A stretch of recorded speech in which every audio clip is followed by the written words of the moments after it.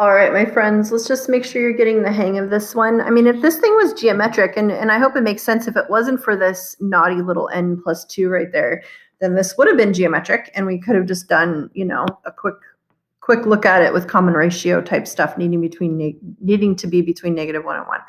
But since it's not geometric, we get to enforce the condition of convergence of the ratio test.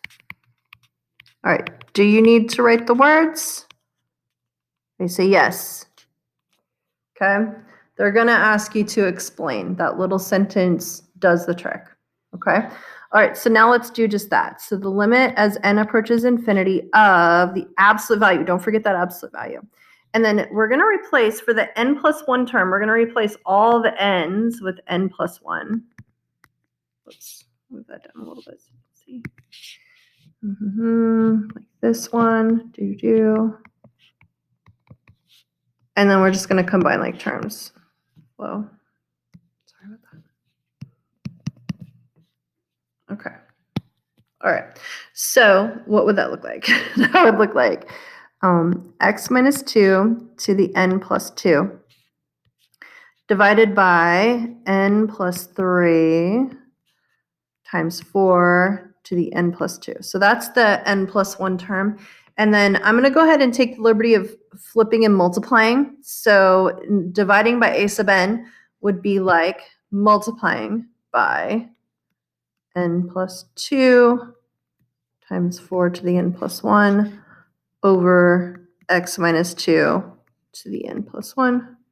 I feel like, yeah, I think that's good. And since we are enforcing the condition of convergence, we're going to add the less than 1 there, okay? Please only add that when you are finding interval of convergence, not when you're using the ratio test. Okay. All right. Now let's go ahead and cancel the heck out of it. Whoops, sorry. Oh my goodness, this thing jumps around so much. Now let's go ahead and cancel the heck out of it. So what are some things that cancel out? Almost all the 4s do, right? So, goodness gracious, stop it. Okay. And so we had left with 4 to the 1 basically there. What else cancels out? Not much, right? Yeah, not much. Okay, so now let's see what we have. I feel like that's all that really cancels out. That was disappointing. Did I copy that right? No, I did not copy that right. That's why nothing else cancels. This would have been x minus 2 to the n plus 2, right? You had to think that was mildly crazy when I wrote that. Okay. All right. Now stuff cancels. Yay. There we go. Okay. That sounds more like it. Okay. So now what do we have? We have the limit as n approaches infinity, and we still have quite a bit of stuff in there. We have, I'm going to write this as, I'm going to write the n stuff first. N plus 2 over n plus 3 is in there, right? And then we'd have x minus 2 over 4 also in there, I think. Okay, now check your work. Make sure you have the absolute value marks, all that stuff.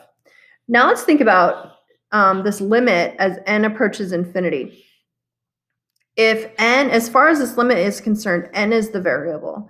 So any factor that's not in terms of n would be considered a constant as far as this limit is concerned. So because of that, we can actually factor out x minus 2 over 4 out. But make sure that you bring absolute value marks with it. And here's what it would look like when you factor it out. The absolute value of x minus 2 over 4, and then times the limit as n approaches infinity of the absolute value of n plus 2 over n plus 3. Okay, now let's evaluate this limit, and I hope it makes sense. Degree 1, leading coefficient over leading coefficient. That whole limit right there is equal to 1. And so what would we be left with?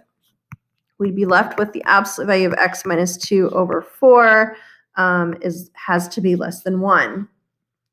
So now we can solve this. Let's factor the 1/4 out and multiply the 4 over. And then this would be centered at +2. We're going to go up 4 and down 4. And right now, it looks like our interval of convergence at least includes these values. So from -2 to 6. And then the only thing that's in question is the endpoints. So what exactly happens at -2 and what exactly happens at 6. So now let's check endpoints. So check endpoints. Okay, so let's start with x equaling -2.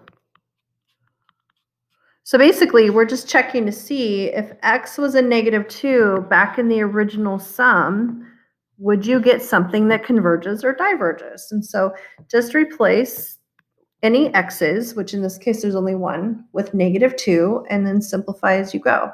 So we'd end up with the sum as n goes from 0 to infinity of, you'd end up with -4 to the n plus 1 up there. And then you'd have n plus 2 times 4 to the n plus 1. All right, and then I'll show a couple extra steps for anyone that needs to see it. But you could basically merge these guys together using properties of exponents. So you could write it as, I'll write 1 over n plus 2, and then I'll write those as -4 over 4 to the n plus 1, so they have the same exponent. I hope it makes sense that you could write it like that. And so if I simplify that a little farther, I would have the sum as n goes from 0 to infinity of -1 to the n plus 1 over n plus 2. And this is definitely an alternating series. The non-alternating part would be 1 over n plus 2, which is always positive, decreasing, and its limit goes to 0. And so this is convergent alternating series. So what does that mean since this converges? Well, it means that -2 should be included in your interval of convergence. So if I come down here, it means, that should be a hard bracket. And in the picture, then that should be a closed filled-in circle to include it as part of your interval of convergence. And, it seems like such a small thing, but it's the difference on a multiple choice question between getting it right and wrong. So, okay, so now let's check the other endpoint, which would be 6.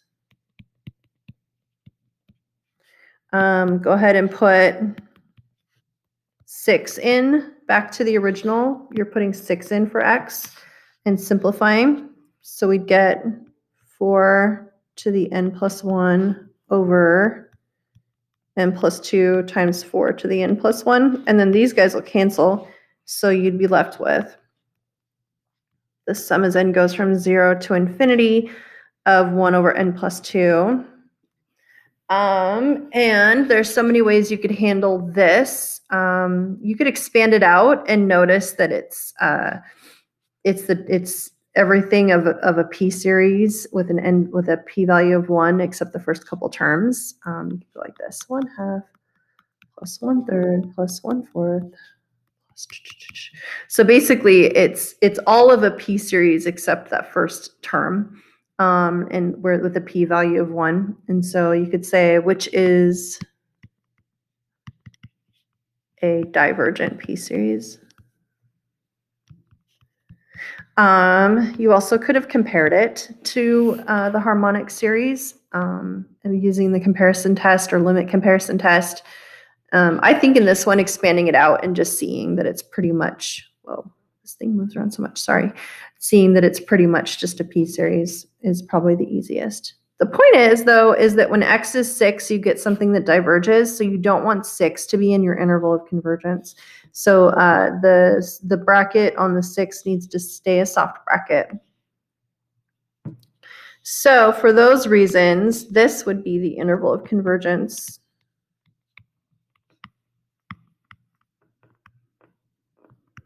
for this problem.